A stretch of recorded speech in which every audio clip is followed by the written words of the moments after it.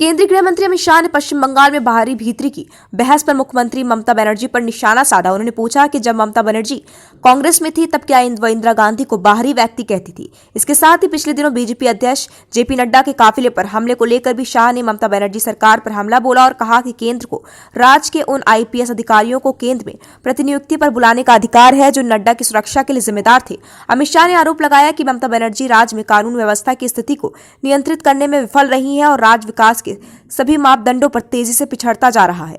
गृहमंत्री ने कहा कि बनर्जी और सत्तारूढ़ तृणमूल कांग्रेस राज्य सरकार की विफलताओं से जनता को ध्यान हटाने के लिए बाहरी भीतरी के मुद्दे को उठा रही है। उन्होंने कहा केंद्र को राज्य सरकार को आईपीएस अधिकारियों को केंद्रीय प्रतिनियुक्ति पर बुलाने के लिए पत्र भेजने का पूरा अधिकार है। अगर उन्हें कोई संशय है तो नियम पुस्तिका देख सकते हैं। बाहरी भीतरी मुद्दे पर केंद्रीय मंत्री ने कहा कि पश्चिम बंगाल में यदि भाजपा सत्ता में आती है तो कई माटी का लाल ही मुख्यमंत्री बनेगा।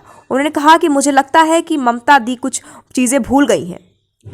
जब ममता दी कांग्रेस में थी तो क्या उन्होंने इंदिरा गांधी को बाहरी कहा था? क्या उन्होंने पूर्व प्रधानमंत्री पीवी नरसिंह राव के लिए इस शब्द का इस्तेमाल किया था? क्या वह ऐसे देश बनाने की कोशिश कर रही हैं जहां एक राज्य की जनता को दूसरे राज्यों में आने की अनुमति नहीं? शाह ने बांग्लादेशी घुसपैठ के मुद्दे पर भी ममता बनर्जी पर निशाना साधा। उन्होंने कहा कि तृणमूल कांग्रेस कभी घुसपैठ बंद नहीं कर सकती है क्योंकि वो तुष्टीकरण की राजनीति में भरोसा करती है। केवल भाजपा ही इसे रोक सकती है।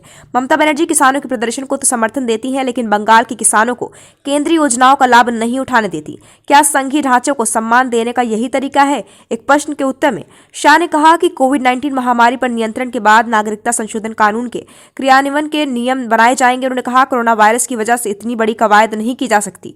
जैसे ही कोविड-19 का टीकाकरण शुरू होगा हम इसके बारे में चर्चा करेंगे। विंध्या किरण के लिए पॉलिटिक्स डेस्क की स्पेशल रिपोर्ट।